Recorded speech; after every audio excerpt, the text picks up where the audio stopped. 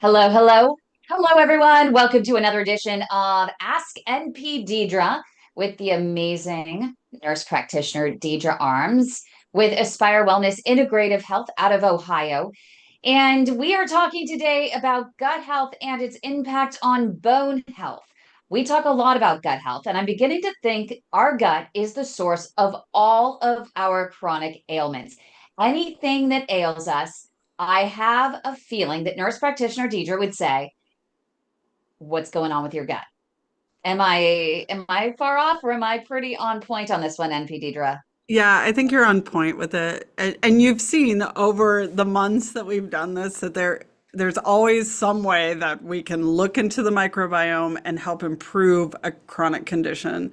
Doesn't mean that it goes away, but we can improve things. So, Yep. And we have talked, a lot about over the past few months about how gut health can lead to cardiovascular disease and vascular disease and even issues with your brain. That was our last session. Now we are talking about the gut bone connection. What is that connection between the gut and the bones? so gut and the bone, what we're looking at is basically absorption of nutrients and minerals coming from the gut to help support our bone as well. Um, Your gut kind of helps regulate your calcium absorption, your bone remodeling, and inflammation. And inflammation, as you know, plays a huge role in all chronic conditions. So when we have a diverse, healthy gut, it helps boost our bone health. While if we're somebody who has imbalances, or we're using a lot of antibiotics or even other medications, we can increase our fracture risk. Mhm. And do you think maybe you could debunk this myth? I mean, when it comes to our bones, is it really about the calcium that leads to bone issues such as osteosarcopenia and osteoporosis, which also we're going to have to get into the difference between those two as well. But we're always told, I mean, for a long time, I remember when my mom was told she had the pre osteoporosis. I think that's what they said.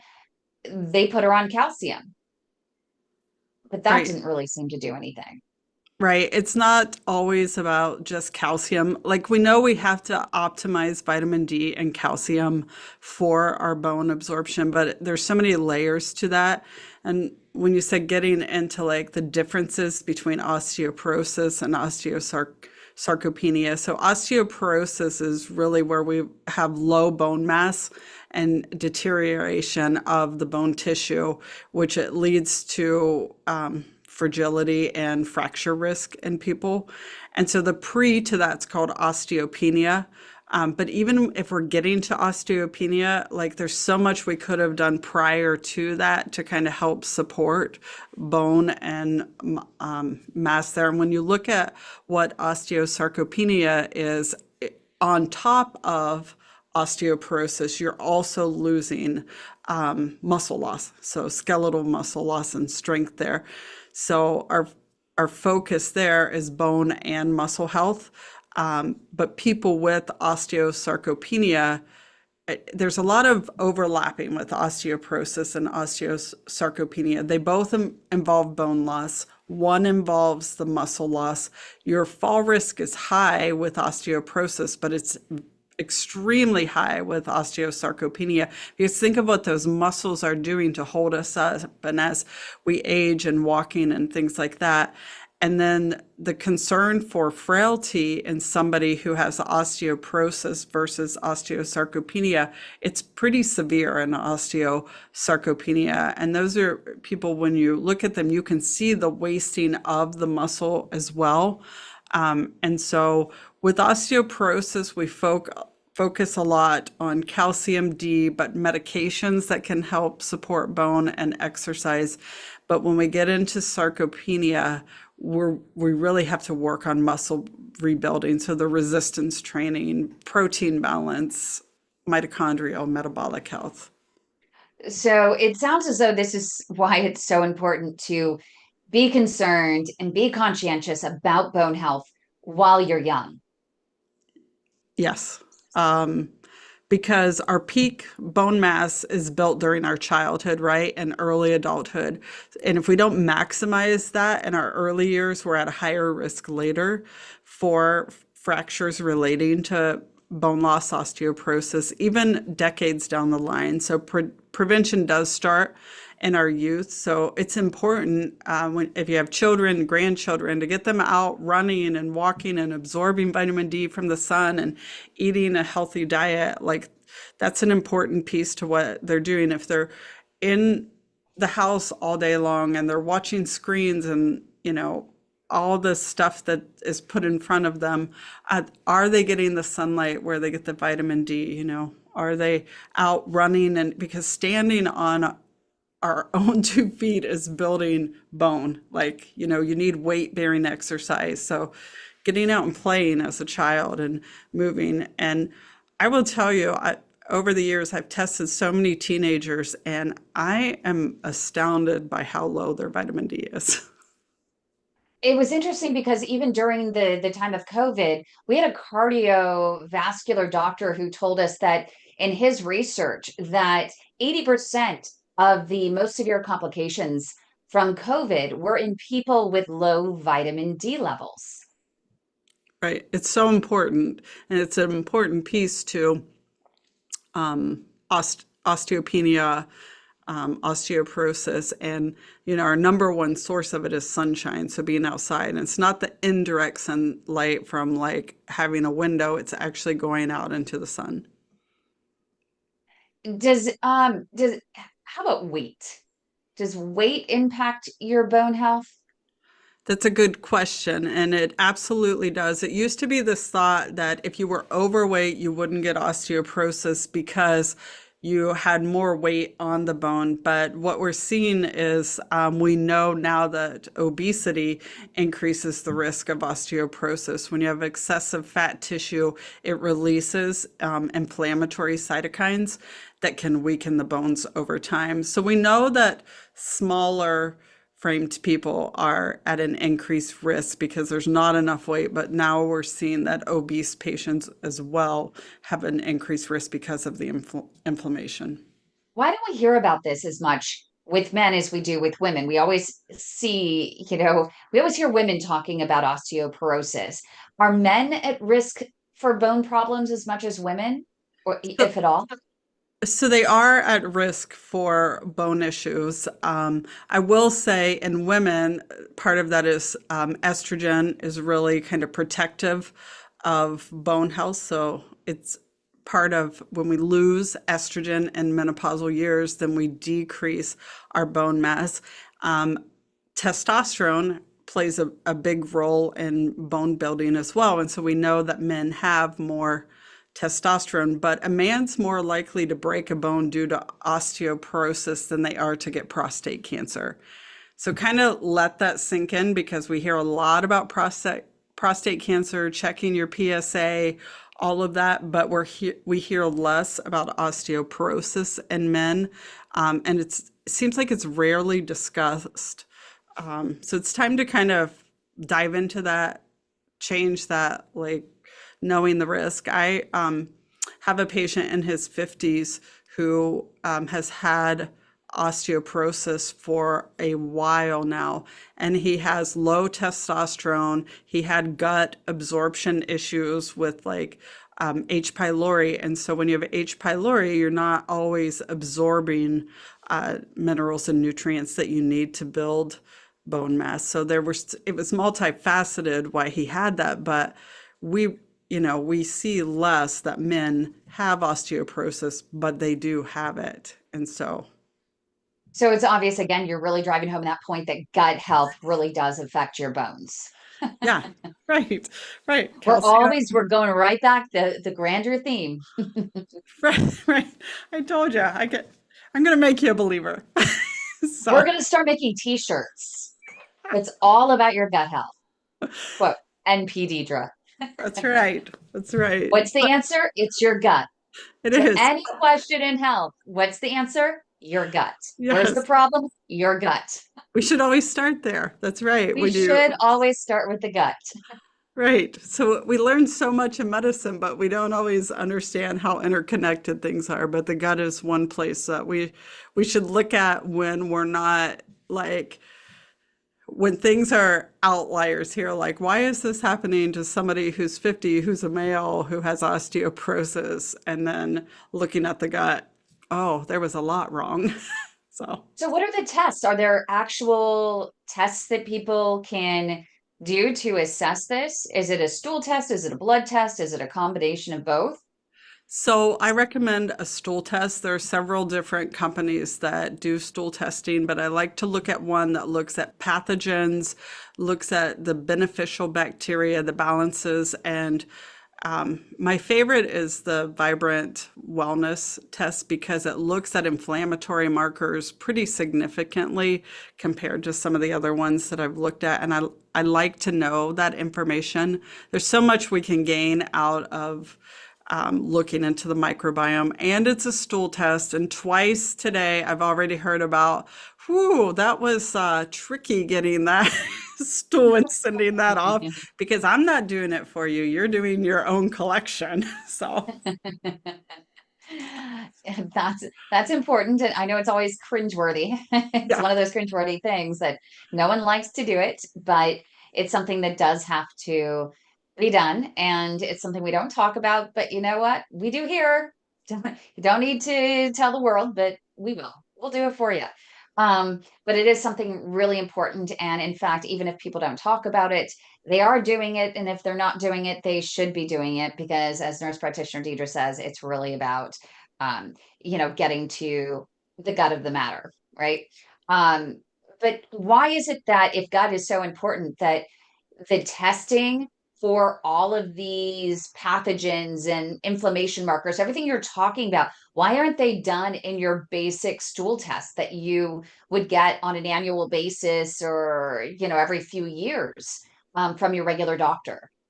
So that's a good question. And I feel like more and more in what we call our traditional model of medicine, we're starting to hear about the microbiome ever since the NIH did the, microbiome project. We're starting to link it to all sorts of diseases and everything, but we still are not using any sort of standardized type of testing for this. I will say you can get like a calprotectin through a stool, through a regular lab.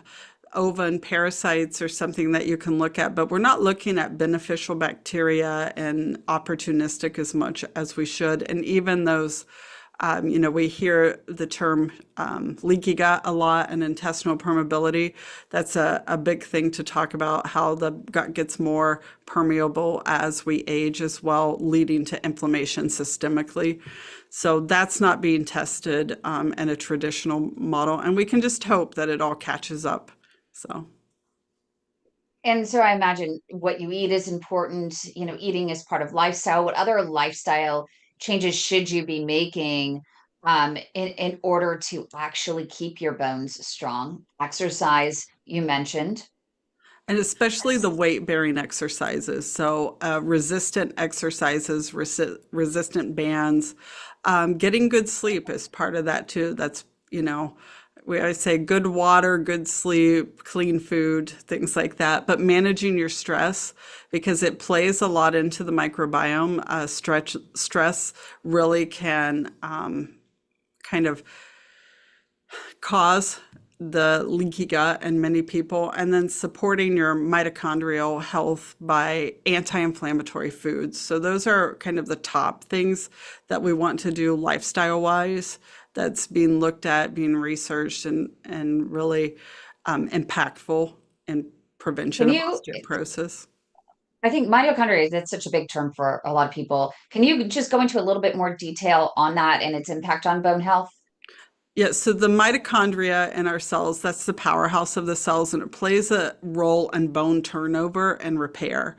So when you have dysfunction in the mitochondrial, where we have increased inflammation and reduced bone strength. So antioxidant foods, right? They are low glycemic, right? So when you're having a low glycemic diet, and I always use the term like eat single foods. That's really important because when we're eating like a fruit or a vegetable, we're not getting a processed or a packaged food there, but those high antioxidants that come from those are really important in supporting the mitochondria and that powerhouse in the cells.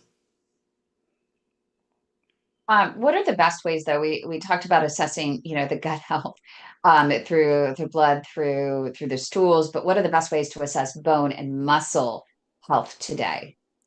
Yeah, and so the DEXA scan, you might have heard of that. It's a bone density scan. It measures your bone density and your body composition. We can also do the hand grip strength. That's a powerful predictor of frailty and fracture risk. So they're starting to consider that as a vital sign. So what grip strength is.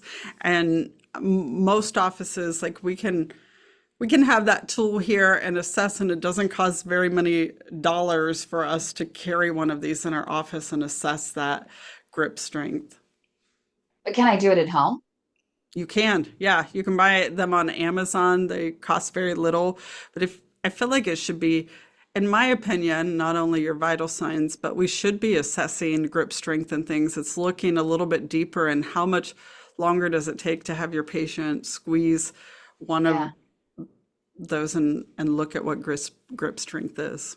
So I would, that's probably one of the ways in which the providers can actually better support bone health with their patients is even just simply providing one of those grippers in there to be able to do that. But what about, so also maybe testing, providing additional testing for patients, including that of gut health and more advanced gut markers, inflammation, pathogens, whatever else, right, that are in there. Is there anything more that providers specifically can do?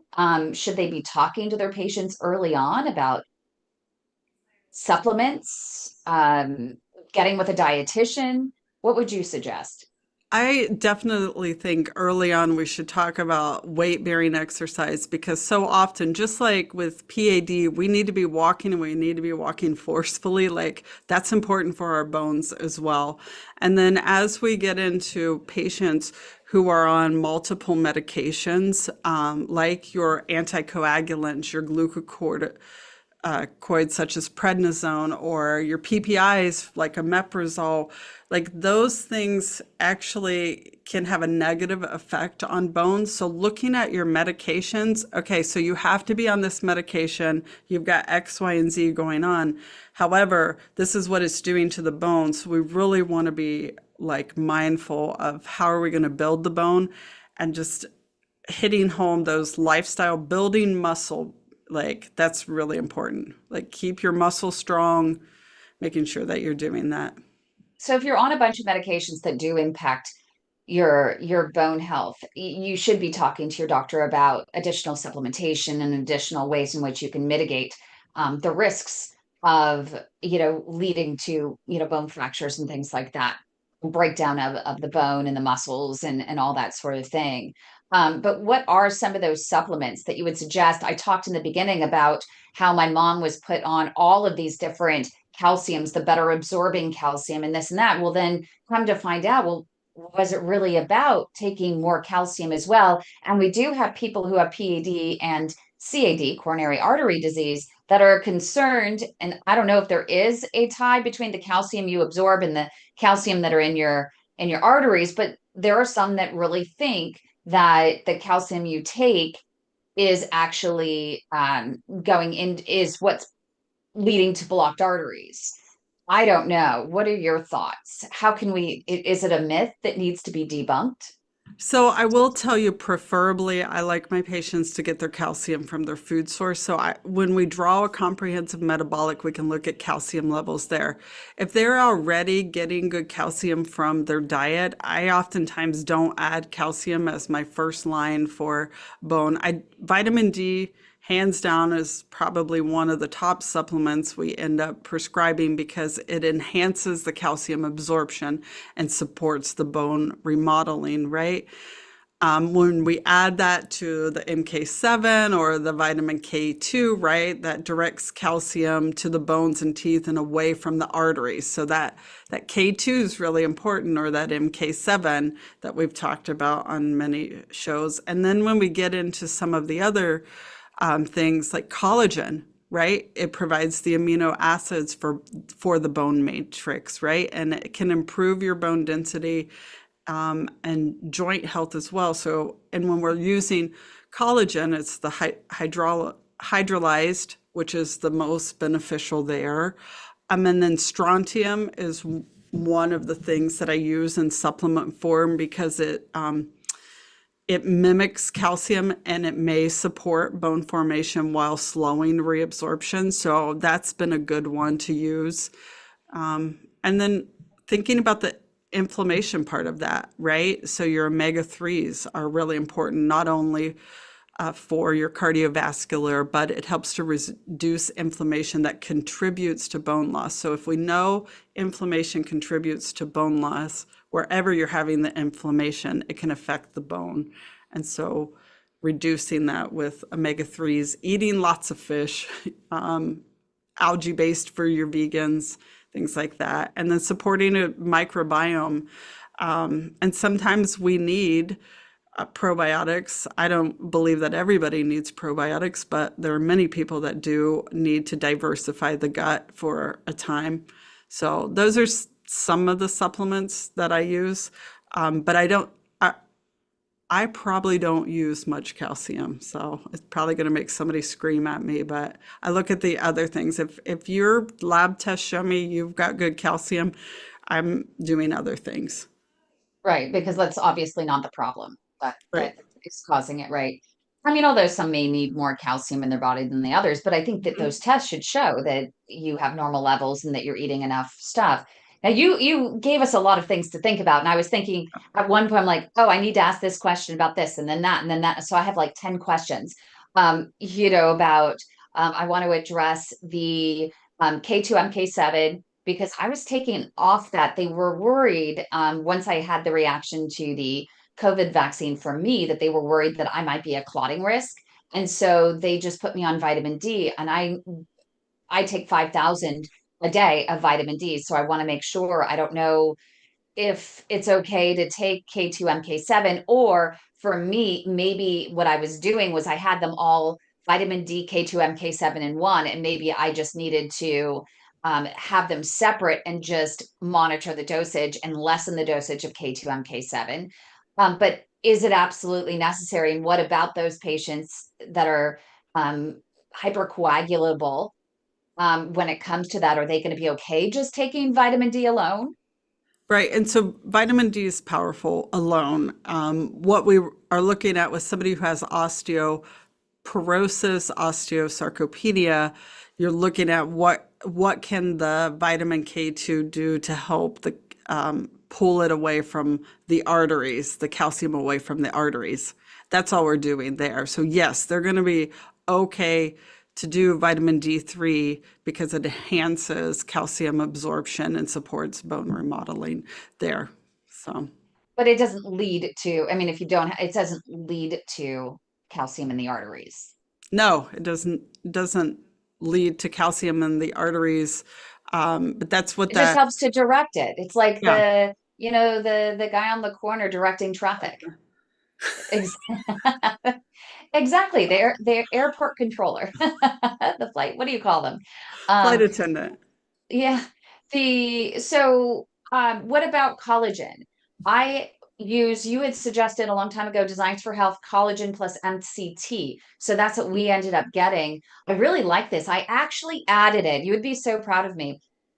I have this great recipe now. I should do it with you one day on maybe a weekend. We make pancakes. I make a healthier pancake and I use buckwheat powder, but I use it as another opportunity to add in more collagen in the MCT powder into our diet. And so I'm wondering, I mean, are there regular food sources that you can get great collagen from? I heard it makes your arteries more flexible. I know I'm going back to arteries versus bone health. But Yeah, you did but mention no, we're collagen, so it all came to mind. we're all connected, right? The body is Yeah. connected. So, collagen sources, like there's so many benefits to collagen, and as we age, we get decreased collagen in our bone space. That's why you hear a lot of people, well, they'll start to have knee and hip trouble, and that joint space there has diminished some, and so collagen can help support that. It just is providing amino acids for the bone matrix, so that's an important part of that.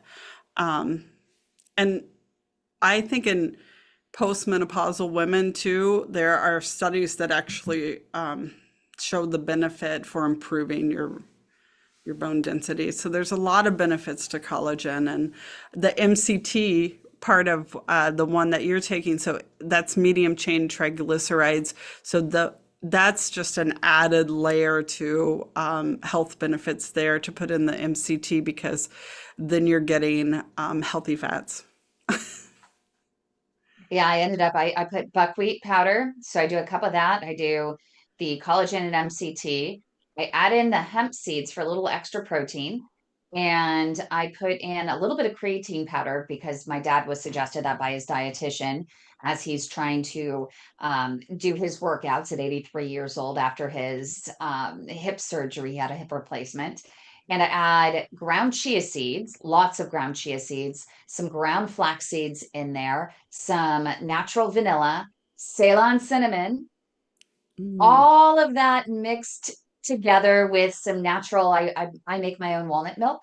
And so I put that in there with a couple of eggs, and it makes for a nice, I mean, it's not the big, thick, fluffy pancake. I do add a little bit of baking soda and baking powder to it to give it a little bit more fluff, but it's really, really nice. I mean, they're delicious pancakes, surprisingly.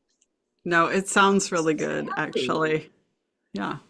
So one more question that came from your soliloquy just a few moments ago that was so powerful, and it was you were talking about just the probiotics and things like that, and we had done a session on acromansia, and I'm curious, after that session, I've been on acromansia for now 4 or 5 months. I don't know if I notice anything in particular, but I feel better being on it. I feel like I'm making sure that my A1C won't spike, my sugar remains controlled. And I feel like maybe over time, my gut is starting to heal. The gut lining is starting to heal with it. I don't know. I can't see anything. And then I've also started taking another probiotic from Hyperbiotics for gut health and specifically to prevent leaky gut. And I'm hoping all of that together is going to help prevent a lot of what you're talking about since I'm starting now. Yeah. So leaky gut happens as we age. It also happens when we're exposed to a lot of stress or antibiotic use, food sensitivities, things like that. And the way acromantia, so that is your mucosal lining, acromantia is. So if we don't have acromantia, we're not protecting those short chain fatty acids and or those the gaps in the gut. My brain just did a menopausal blankness, but we're not protecting those You need a gaps. gut check. Gut check. And so acromantia is great at like building that mucosal lining, and that's why it helps so much with leaky gut as well. And if you have a good mucosal lining, acromantia is linked to, like, if you have low acromantia, it's linked to metabolic syndrome. So we've covered a lot I over the know. past half hour. So is there anything else, any quick summary that you can give? So the tangible takeaways for people, and then also make sure to include your website if people want to learn more about your practice and functional medicine. Yeah, I would say a key takeaway is, get on your feet and start moving, walking, building those muscles. Don't allow your muscles to waste.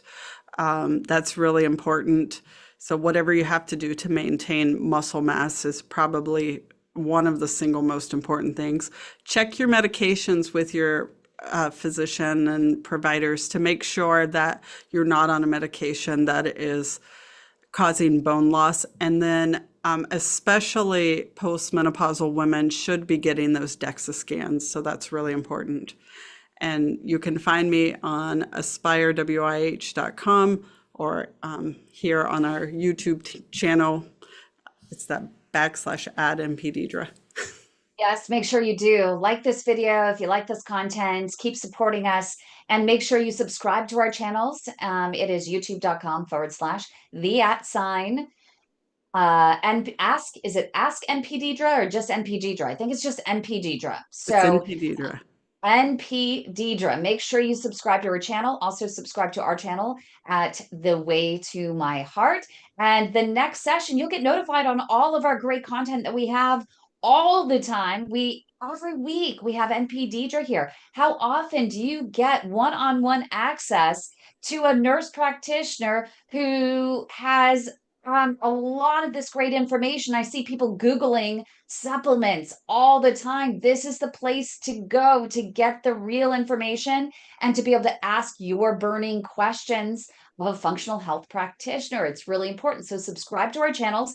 Next session, we are going to be talking about a very important enzyme called homocysteine. You're going to want to make sure to tune in to the next session of Ask NP Deidre. So join us then.